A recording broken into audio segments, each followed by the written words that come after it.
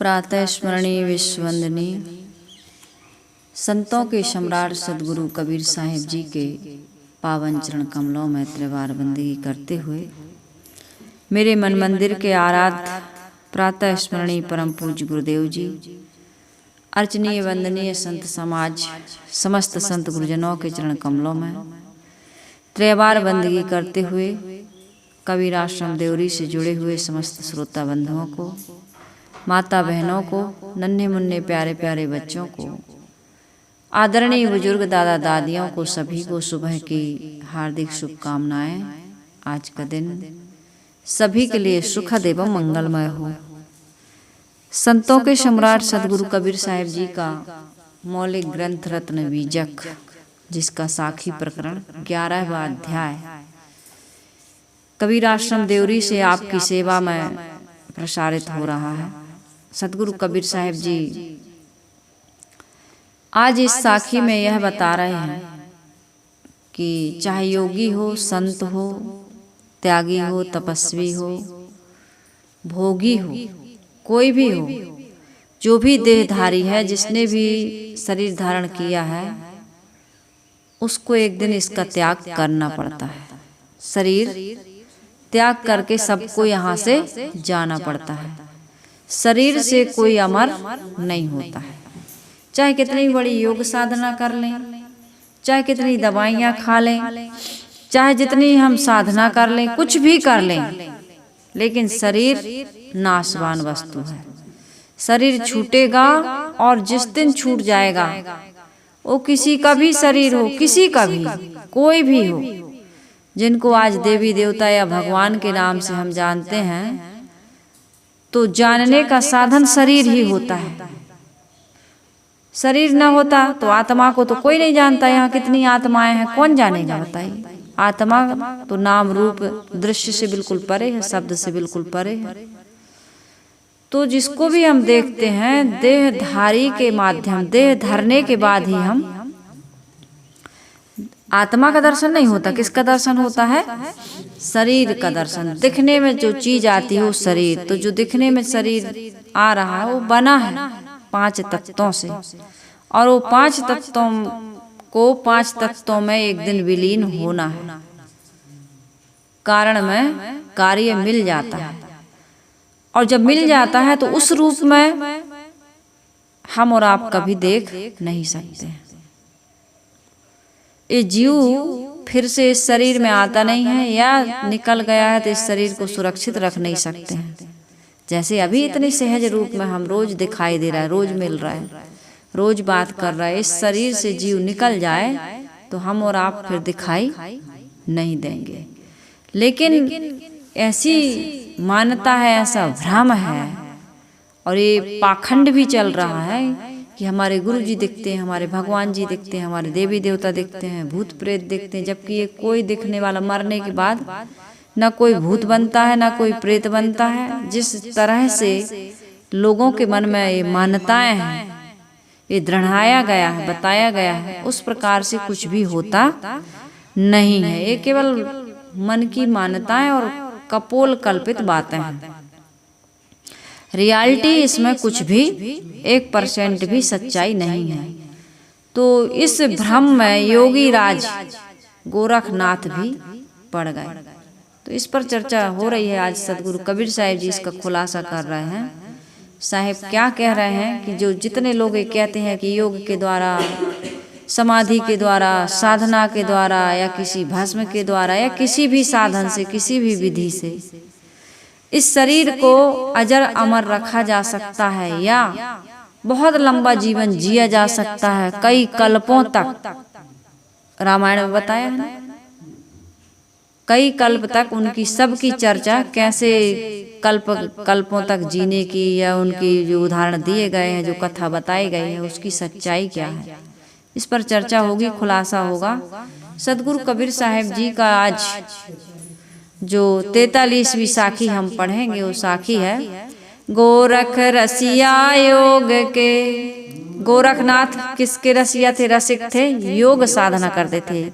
गोरख रसिया योग के, मुए न जारी दे, मांस गली माटी मिली कोरो माजी दे। गोरख किसके रसिया हैं, किसके रसिक हैं, किसके प्रेमी हैं? योग के। इन्होंने योग साधना के द्वारा, योग अभ्यास के द्वारा अपने शरीर को इस तरह से तपाया कि अमर हो जाए, मैं शरीर से अमर हो जाऊं। अधिकतम लोगों की जवानी में कोई व्यक्ति को बता दिया जाए, जवान लोगों को एक कथा सुनाई जाए तो कहेंगे क्या बता रहा है मरने की, रोगी हो जाएगा शरीर, बूढ़ा हो जाएगा शरीर, एक दिन छूट जाएगा शरीर। ये सब बातें उनको अच्छी नहीं लगती। लेकिन महात्मा बुद्ध को, महावीर को, सदगुरु कबीर को, संसार के इन महापुरुषों को, बहुत सारे महापुरुष हुए हैं जिनमें संत भी हैं, साध्वियाँ भी हैं, उनको यही, रमण महर्षि को तो 13 वर्ष की 14 वर्ष की उम्र में ये लग गया था कि मेरा शरीर छूट गया।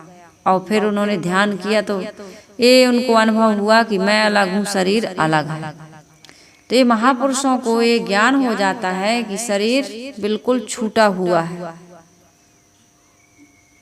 एक दिन छूटेगा कि नहीं छूटेगा। तभी ये मोह, तभी ये आसक्ति, तभी ये विकार, तभी ये दोष दुर्गुण, तभी ये दुराचरण छूटते हैं। हमारे गुरुदेव जी ने तो कहा, रे मौत प्यारी मौत मेरे सामने आया करे। यदि मौत सामने आती है तो जीवन के सारे दुख, सारे विकार, संत कहते हैं दोनों चीजों को याद रखो, राम को और मौत को। एक दिन मरना है और सच्चा साथी कौन है तुम्हारा? तुम्हारा राम, तुम्हारा राम, हमारा राम, जो हम सबके अंदर में बैठा है। बाहर का राम के लिए बिल्कुल नहीं भटकना है, क्योंकि बाहर कोई राम नहीं है। बाहर तो ये जड़ प्रकृति है और भीतर मेरा चेतन राम है। जहर है संसार में, लेकिन अमृत कहाँ है? सबका जोड़ा है, दिन का रात का, संयोग का वियोग का, सुख का दुख का, हानि का लाभ का, स्त्री का पुरुष का, बूढ़े का बालक का, सारी चीजों का। लेकिन विष का जोड़ा संसार में नहीं है। बिलोंग, विष का अमृत कहाँ है? अमृत अंदर में है, अंदर में।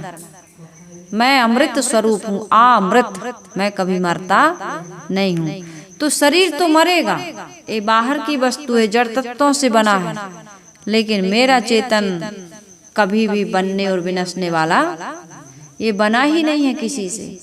ये तो आदमी को भ्रमा दिया गया है कि तुम ईश्वर का अंश हो। ये अंश, अंशी तो विकारी होते हैं। तो साहिब कह रहे हैं, गोरख रसिया योग के मुए न जारी दे। गोरखनाथ जी योग अभ्यास के बड़े प्रेमी थे। उन्होंने अपने शरीर को योग अभ्यास में इसलिए तपाया कि यह अमर हो जाए। लेकिन कोई अमर कथा सुनने वाले भी अमर नहीं हुए। एक कथाओं में जरूर बताया जाता है कि अमर कथा सुन रहे थे तो अमुक आदमी अमर हो गया, सुआ अमर हो गया, कहीं मैना अमर हो गई, कहीं पार्वती अमर हो गई। कोई ये कथाओं में सब अमर है। आज भी जिन महापुरुषों को हम याद कर रहे हैं वो अमर है हमारी यादों में। शरीर से कोई अमर होने वाला नहीं। हम कल्पनाओं में भटक जाते हैं, मान्यताओं में पड़े रहते हैं, भ्रम और अंधविश्वास में भटकते रहते हैं। ऐसा होता नहीं है। फलता है उनका शरीर का मांस क्या हो गया? गलकर मिट्टी में मिल गया। शरीर का मांस ऐसा हष्ट पुष्ट, इतना जवान आदमी कुकर के बिल्कुल दूनी दो तिरका तीन बन जाता है। बन जाता है कि नहीं? केवल हड्डी बचती है, मांस कहाँ गायब हो गया? कहाँ बेच दिए, गिरवी रख दिए, कहाँ कर दिए? मांस आ जाता है और चला जाता है, चिपक जाती है, त्वचा बिल्कुल लटक जाती है। बूढ़े लोगों की लटक जाती है। बचपन में मैंने देखा, हमारे यहाँ एक माता जी आती थी, महाराजन बहू कहते थे हम लोग, दूध लेने आती थी। तो अच्छी रही होगी, हष्ट पुष्ट, और फिर वो बूढ़ी हुई तो उसकी चमड़ी ऐसे, ये भुजा की चमड़ी लटकती थी। तो मुझे बचपन था मेरा, तो मैं उसको ऐसे हिलाती थी, ऐसे चिपका देती थी ना, चिपक जाती थी, फिर देर से ऐसे खुलती थी।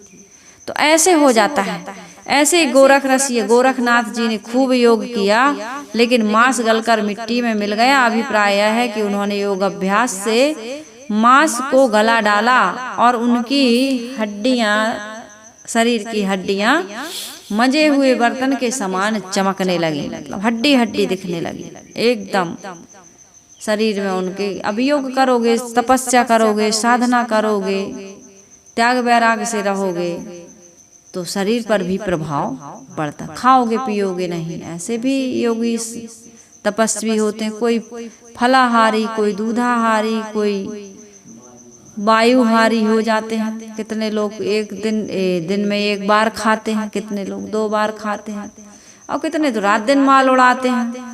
कितने मैंने सुना है, सही बात है कि गलत पता नहीं, बताने वाला तो लगता है कि सही बता रहा।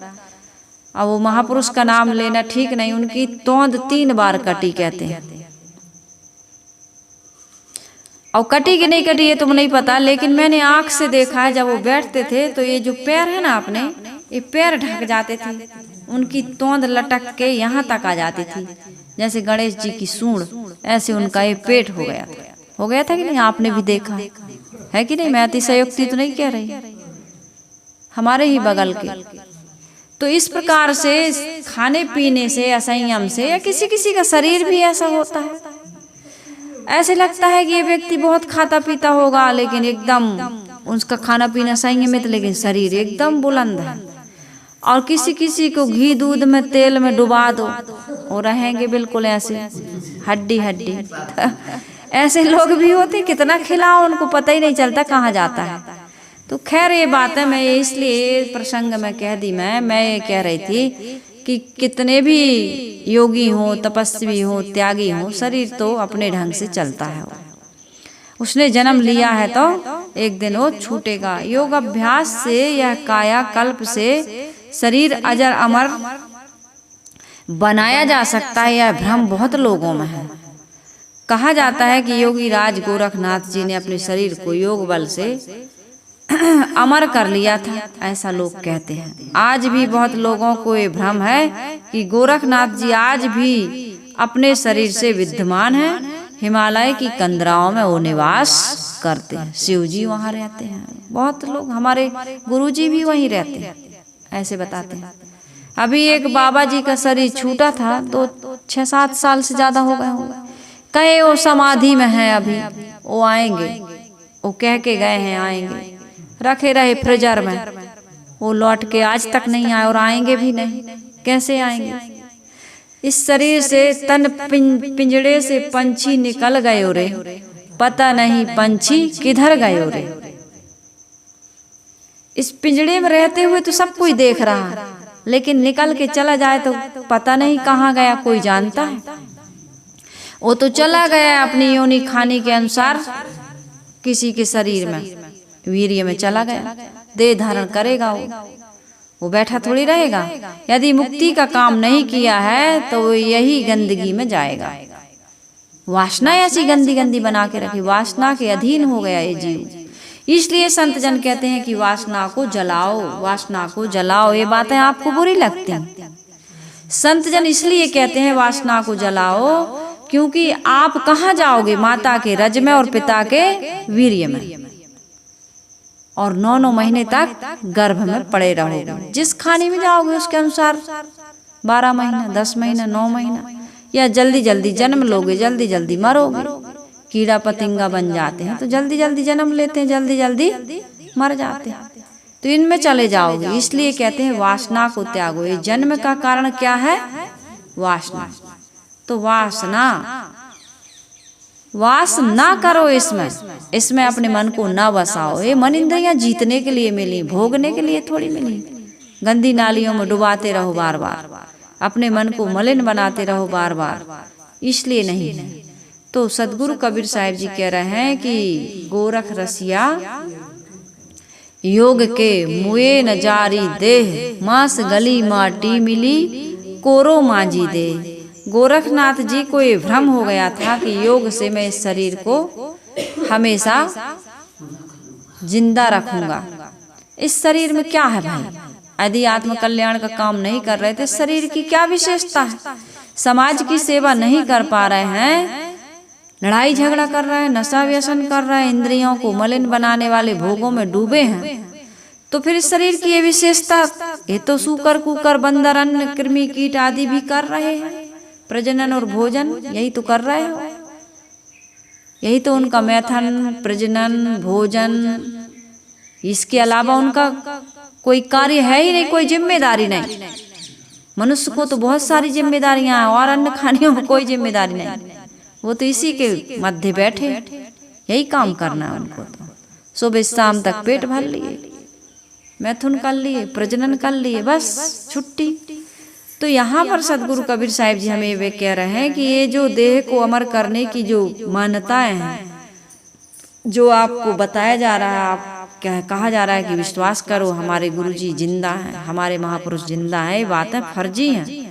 कबीर साहिब ने ऐसी भ्रांतियों को काटने के लिए कहा कि नाथ मछंदर बाचे नाही, गोरख दत्त और व्यास, कोई नहीं बचा, कोई बचा।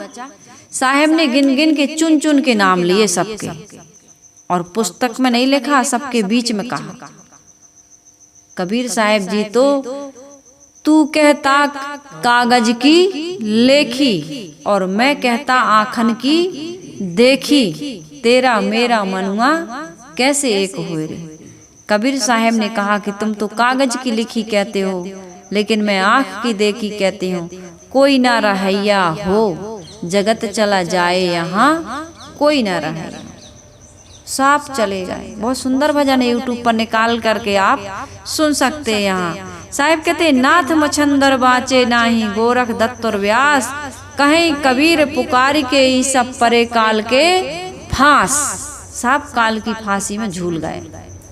फांसी में जो लटकता है ना वो मर जाता है, तो काल की फांसी में सब लगे हुए हैं, कोई बचने वाला नहीं है।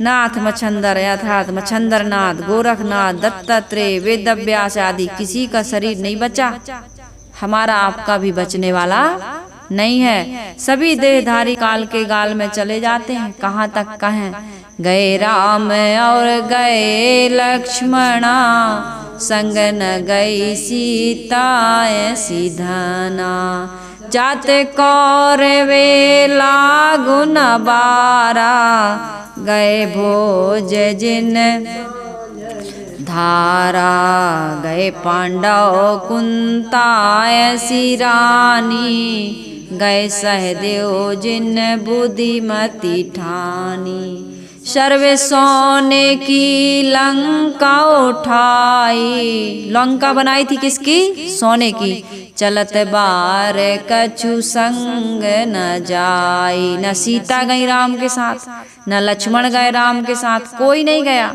नए लंका जो बनाई थी सोने की, एक भी इतना सा कुछ भी साथ में नहीं गया।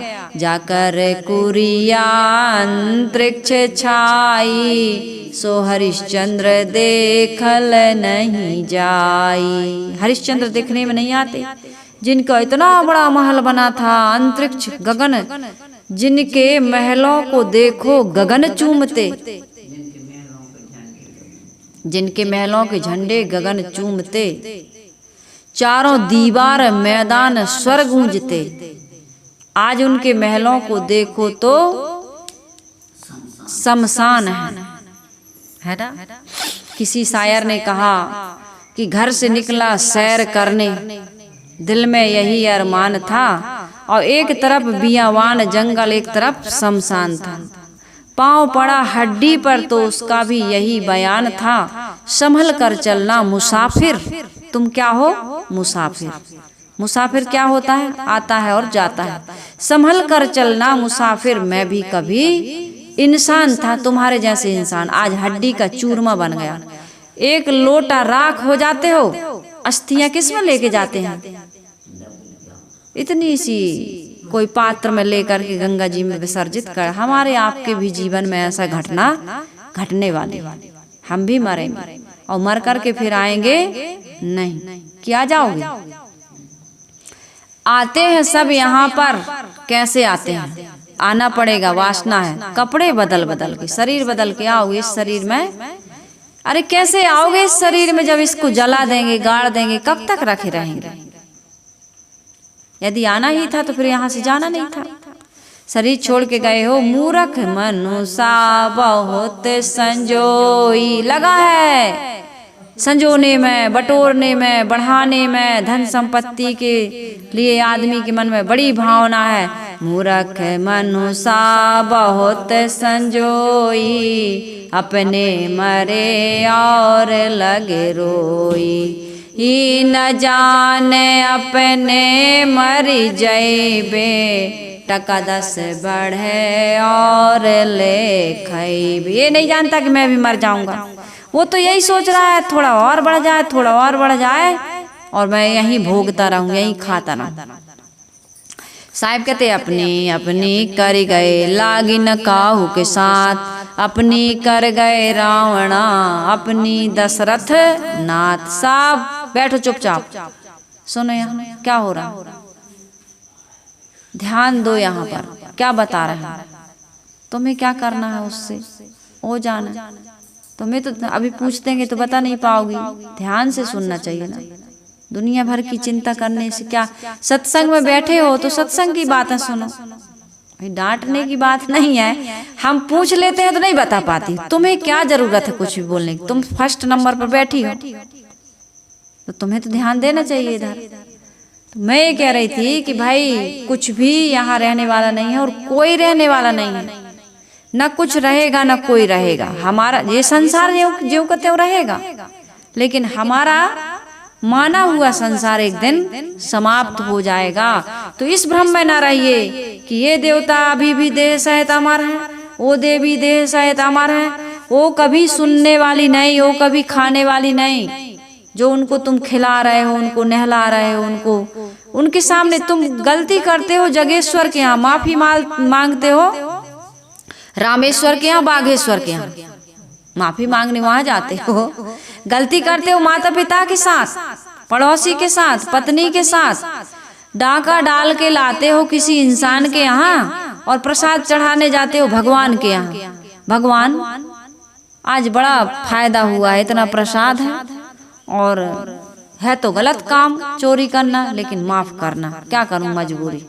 अरे ये कौन सी मजबूरी है, दूसरे का धन छीनना, हड़पना, दूसरे के साथ गलत करना, ये कोई मजबूरी नहीं है। सबको हक है बराबर से जीने का, अपने अधिकारों के साथ जीने का, अपने सम्मान के साथ जीने का, अपनी प्रतिष्ठा के साथ जीने का। क्यों लूटते हो, छीनते हो, मारते हो?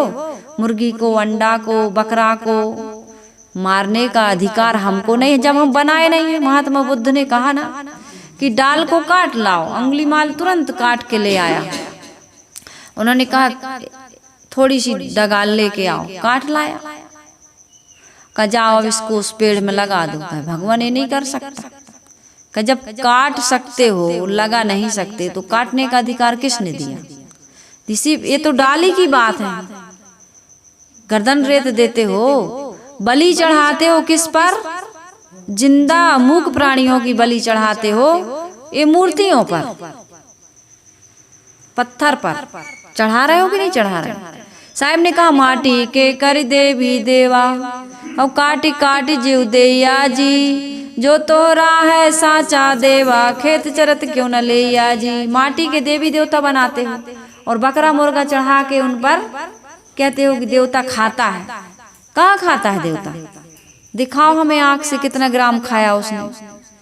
तुम खाते हो 100 ग्राम 200 ग्राम और देवता तुम्हारा बड़ा है, उसको तो 1 किलो खा जाना चाहिए, लेकिन एक इतना सा नहीं खाता है, तिली के बराबर।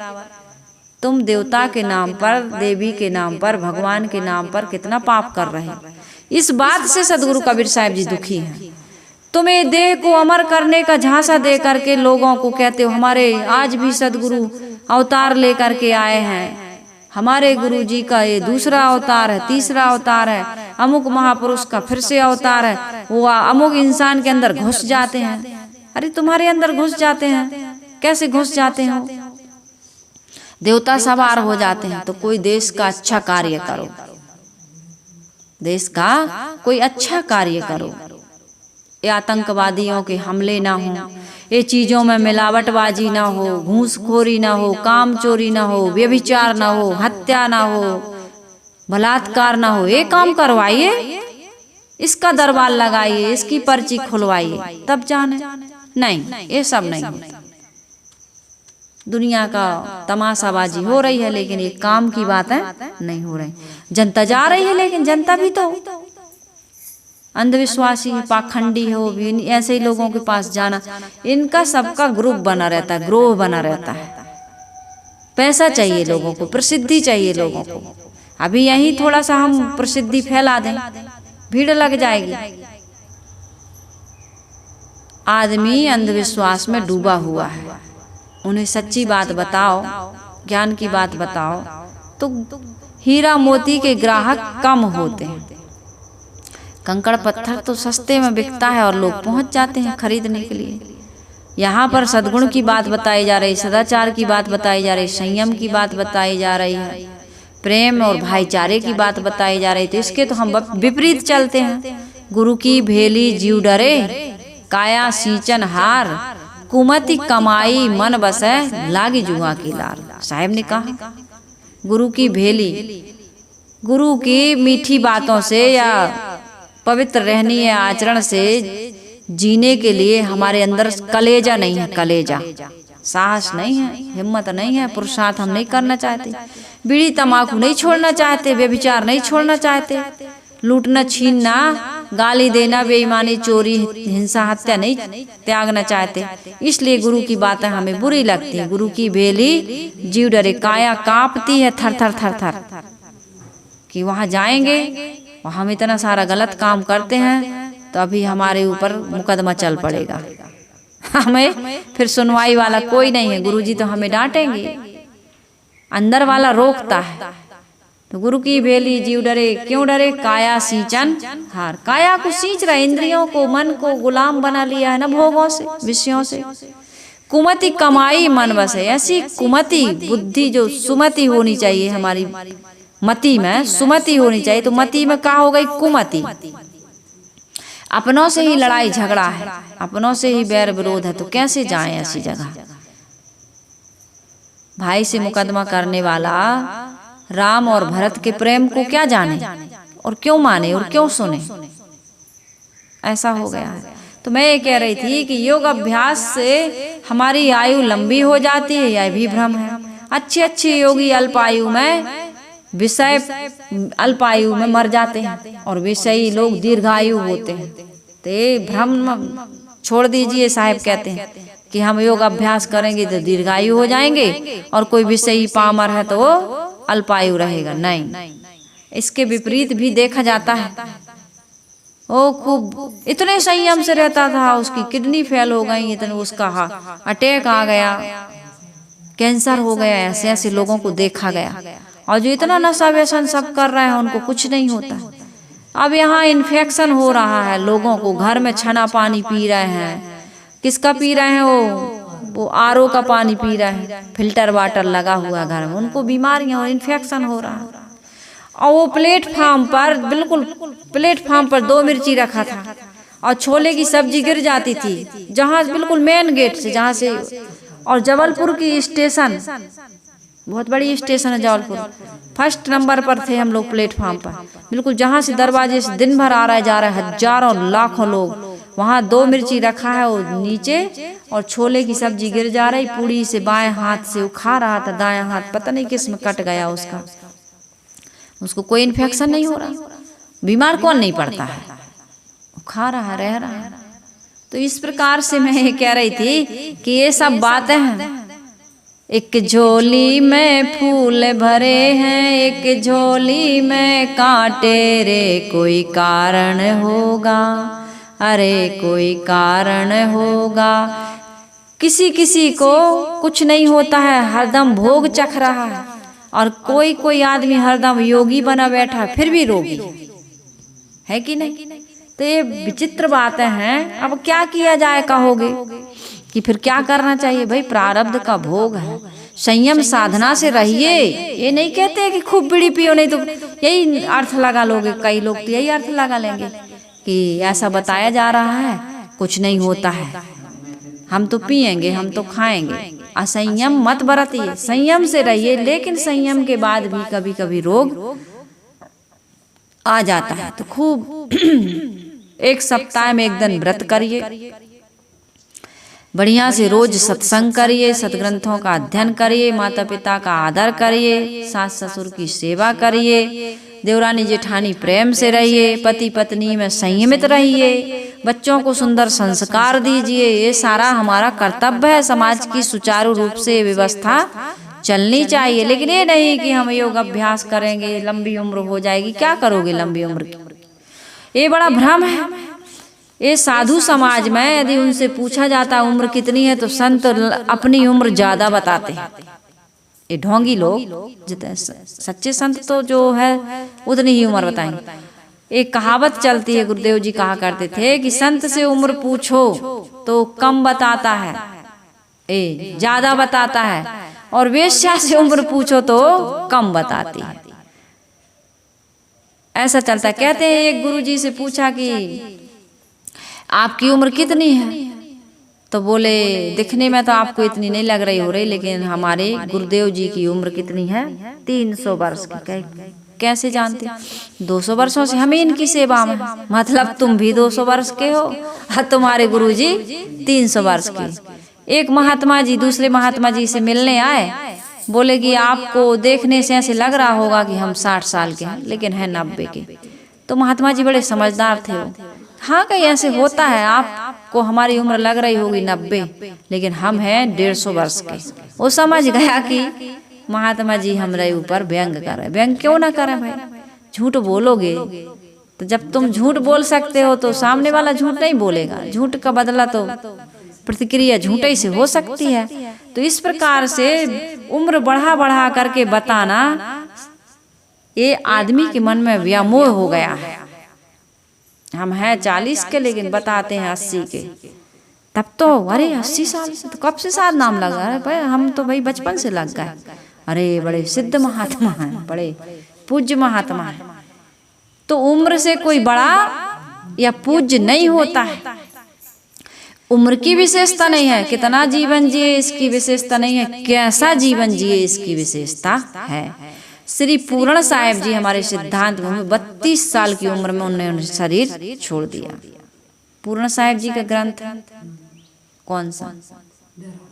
बैराग शतक। पूर्ण साहेब जी ने बैराग शतक लिख दिया। 32 साल की उम्र में शरीर छोड़ के चले गए। निर्मल साहेब जी 36 साल के, ऐसा बताते हैं उनकी उम्र 36 साल थी। उन्होंने न्यायनामा लिखा, इतना आग लगाने वाला, भ्रम मान्यता पाखंड में बिल्कुल दिया सलाई का काम करता है। हाँ, और आदि गुरु शंकराचार्य जी 32 साल में, वो भी, और 4 मठों की स्थापना कर दी उन्होंने। हाँ, पैदल भारत भ्रमण कर लिया। कितना बड़ा काम किया शंकराचार्य जी ने।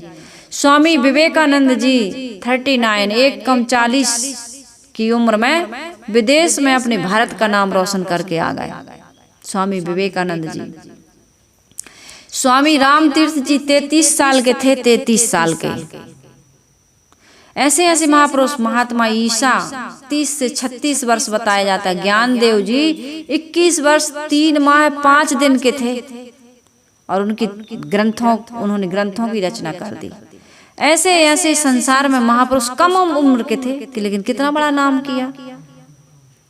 गणतज्ञ लोग होते हैं, वैज्ञानिक लोग होते हैं, देश प्रेमी लोग होते हैं। ये देश प्रेमियों का जिनका हम नाम जानते हैं, अभी 15 अगस्त में आप लोगों ने सबने हमने याद किया जिनको, कितनी कम उम्र में चंद्रशेखर आजाद का हो, राम प्रसाद बिस्मिल का हो, भगत सिंह का हो, कितनी कम उम्र की अवस्था, कितनी कम थी इनकी, और आज वो अमर हो गए। कितने बड़े बड़े नाम, स्वतंत्रता सेनानियों में उनके नाम, झांसी की रानी, अपने झलकारी बाई अपनी पीठ पर बच्चे को बांधकर देश के लिए लड़ी।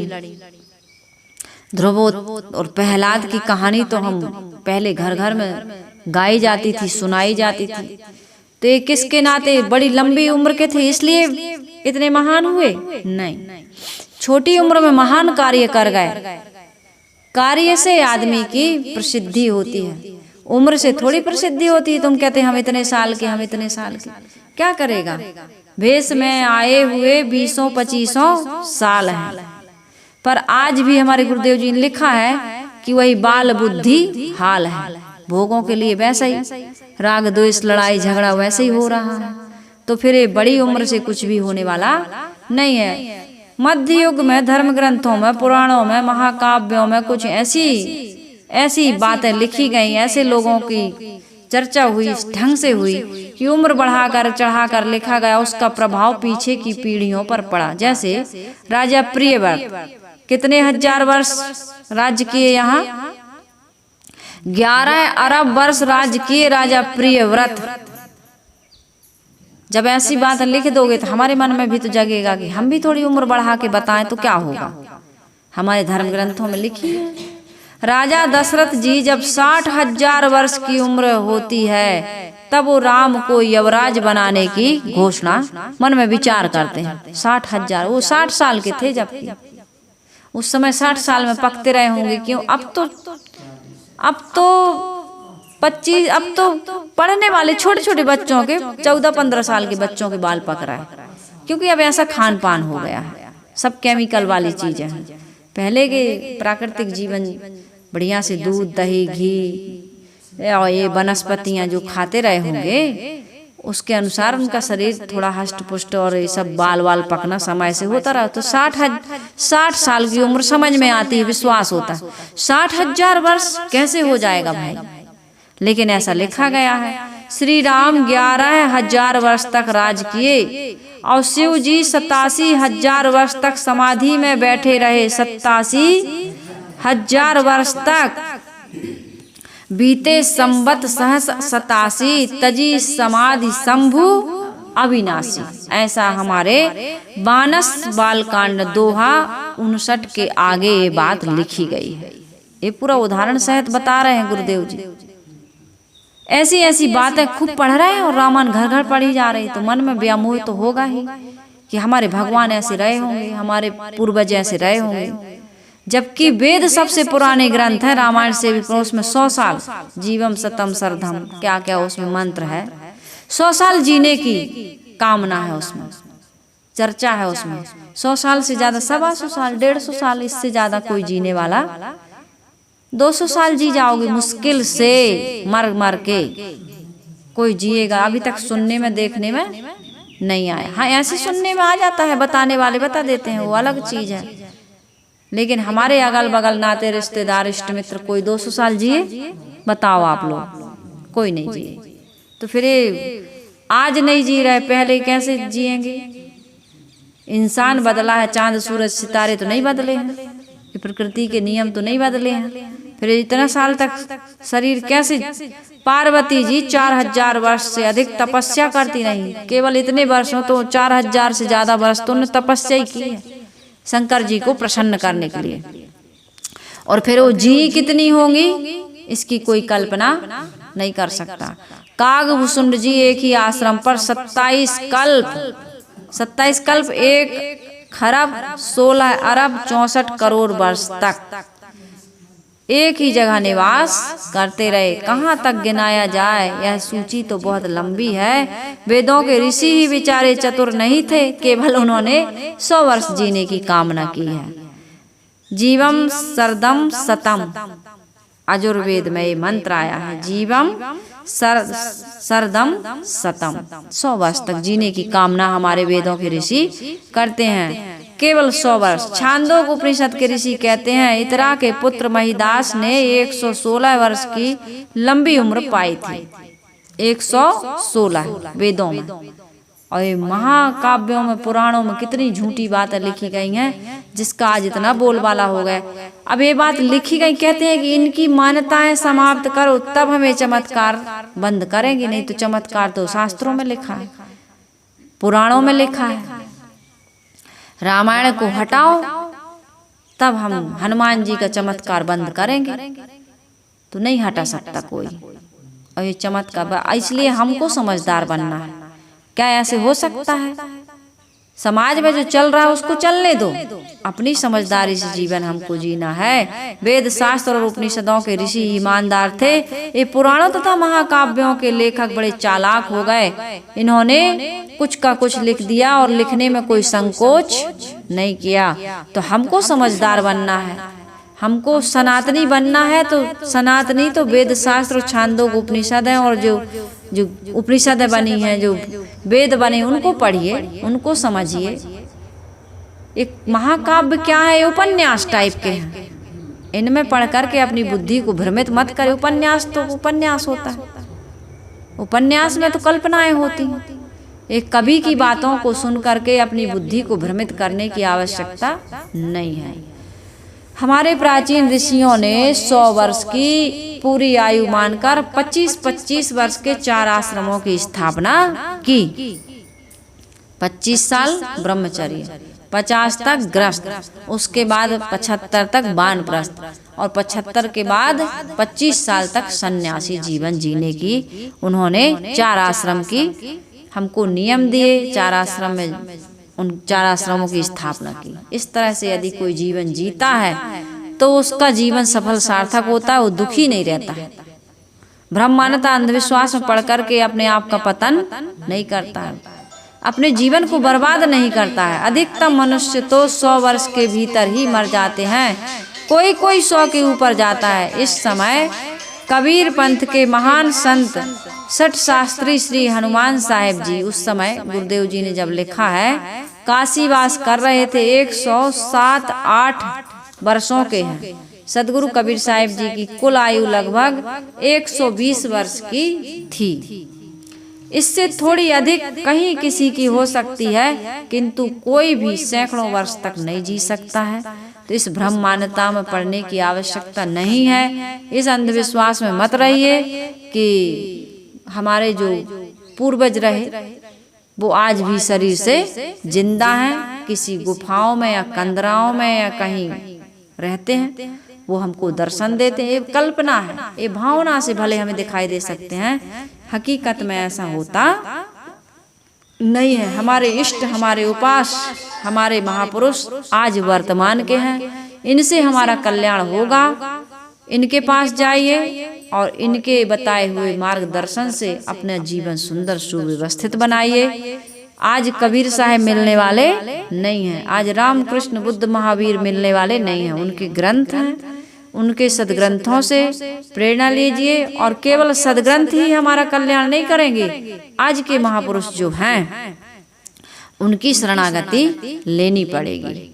उनके भक्ति, उनकी सेवा, उनके सत्संग से, उनके मार्गदर्शन से, उनके संरक्षण से हमारा जीवन सुरक्षित हो सकता है। इसलिए किसी प्रकार का विलंब ना करते हुए हमें वर्तमान के संतों का आधार लेकर अपने जीवन का उद्धार करना चाहिए। ये मानव जीवन सफल सार्थक बनाना चाहिए। यही कबीर आश्रम देवरी चैनल शुभकामनाएं देता है और आपका मार्गदर्शन करता है। इसी के साथ मैं अपनी वाणी को विराम दे रही हूँ। आप सबका जीवन सुखमय हो, मंगलमय हो, कल्याणमय हो। आइए हम सभी लोग गुरु वंदना कर लेते हैं। वंदन है गुरुदेव